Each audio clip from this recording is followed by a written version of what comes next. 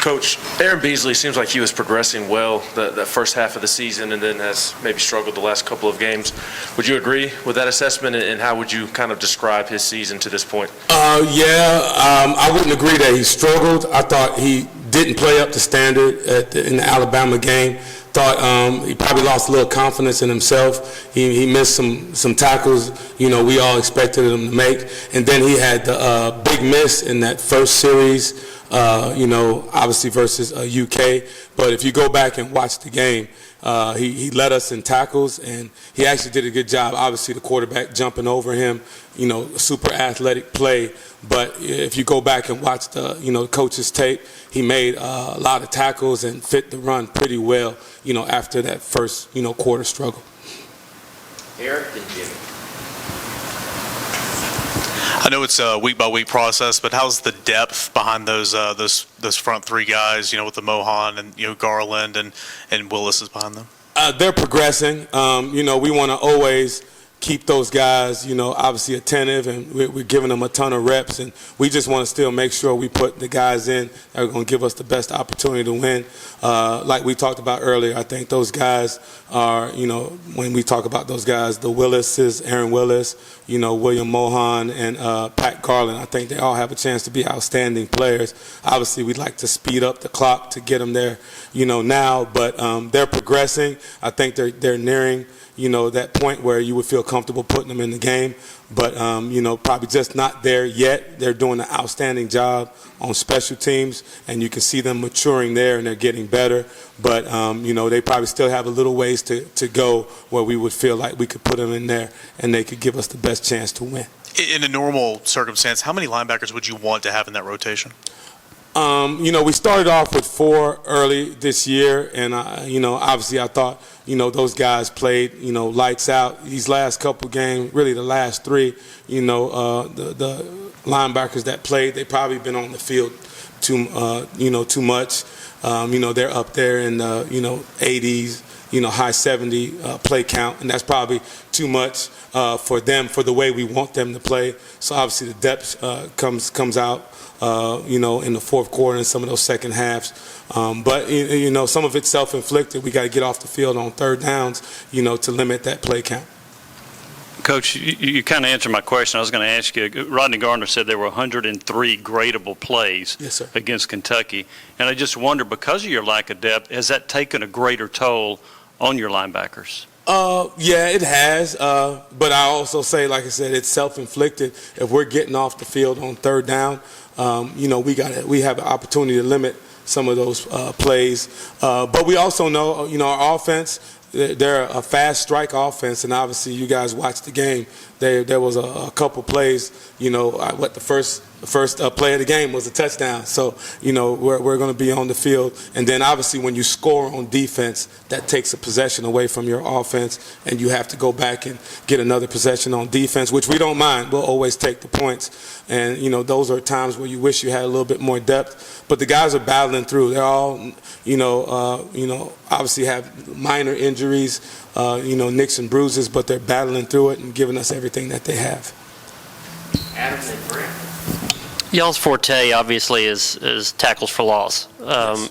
Georgia doesn't allow hardly any tackles for loss. Is that just personnel? Is that just a really good offensive line? Is that scheme? Why are they so good at that?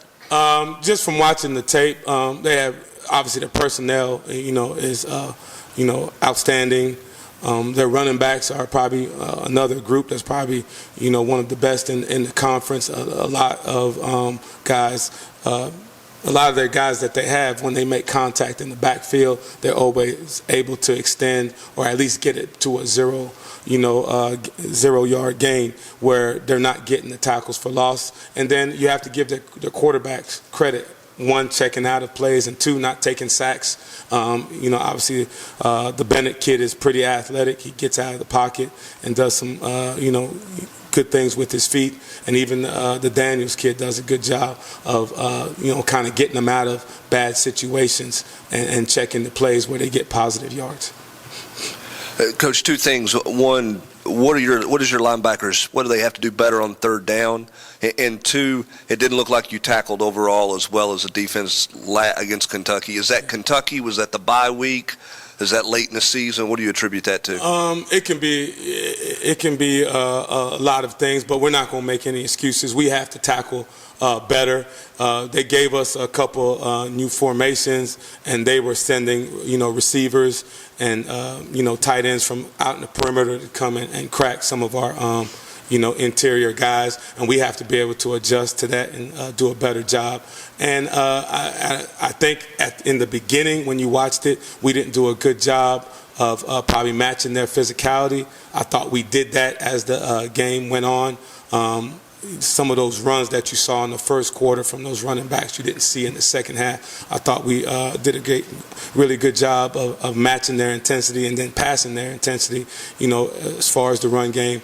And then we just, have to do a better job of tackling in space as a team. As like you said, that's the name of the game nowadays with football. People are going to try to get you in space and, put their good athletes in space and see if you can make tackles.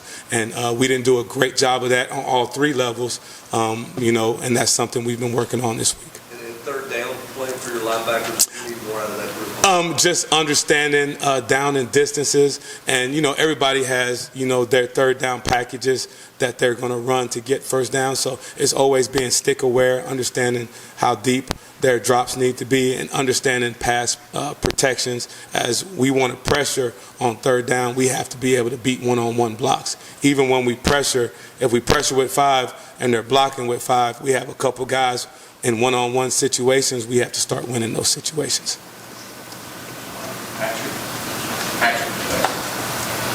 Coach, kind of following up on the third down stuff, as you guys seem to, I don't want to say play a lot of zone, but your linebackers do seem to play a lot of zone. What do you guys need to do? What makes a good zone defender as a linebacker? Where can you guys maybe get better in that aspect of third down? Not to cut you off, it's spatial awareness. If you're playing zone defense, obviously it's no different than playing zone defense in basketball. You have to be able to follow the ball.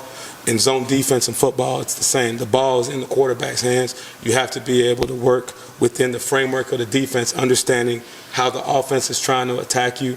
And if we are in a 4 under 3 deep zone coverage and they get 5 guys out, obviously they have an advantage. So we have to do a great job of tracking the quarterback and being able to break on the ball when it's thrown. Yeah.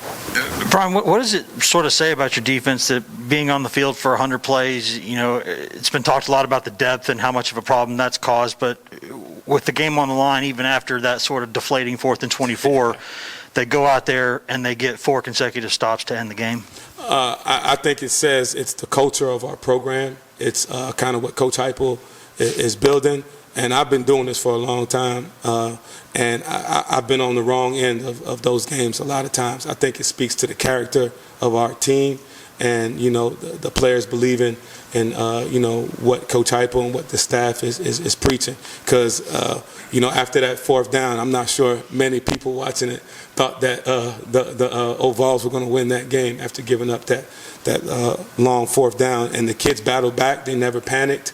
We called a couple pressures, and they ran them like it was the first play of the game. They found the energy and the will to go and run them, and we got some pressure on Levis, and that was the difference of the game. So, like I said, I've been doing this for a long time, and I've been on the wrong side of that, after you give up a big play like that. So I give them all the credit in the world.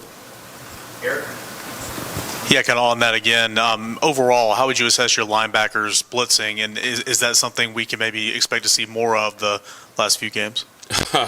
If you ask them, we used to blitz every play, but we want to do a better job of not showing blitzes. We did that versus UK. So we have to do a better job of playing within the system. And I always say you never want to over disguise where it takes away from your ability to get your job done, but you also don't want to tell the whole stadium you're blitzing as soon as they, line up in the formation. So we want to be multiple in how we blitz, but when we do, we have to be more effective. It's not going to always be a wide open run through. We're going to have to defeat an O-lineman, a tight end, or a tailback that's trying to block us. So we have to do a better job technique-wise in winning those one-on-one matchups. Coach, it's time for one more. Patrick. Coach, going back to those 4 plays at Kentucky at the end of the game, you guys, I think, brought 5 and 6 on each of those plays, and the pressure seemed to really help. Was that Coach Banks being like, all right, I don't want to sit back, and how much risk is involved when you kind of you play man and hope they don't get you, hope you don't get beat deep, and how big was that to do that at the end there? I think it worked both ways. After giving up that 4th down, you had 1 or 2 ways that you can go, and I think our kids, that was kind of the energy boost that they needed. We told them we're going to come after them. We're not going to sit back and let Levis sit in the pocket and be able to feel comfortable in the pocket. And we had the confidence that we could cover and pressure, and they had the confidence in the calls to go out there and execute it. So I think after that play, we had the timeout. When we got together, we all were on the same page. The kids knew we had the confidence in them to go pressure, and obviously they had the confidence that when we called it, that they'd be able to execute it.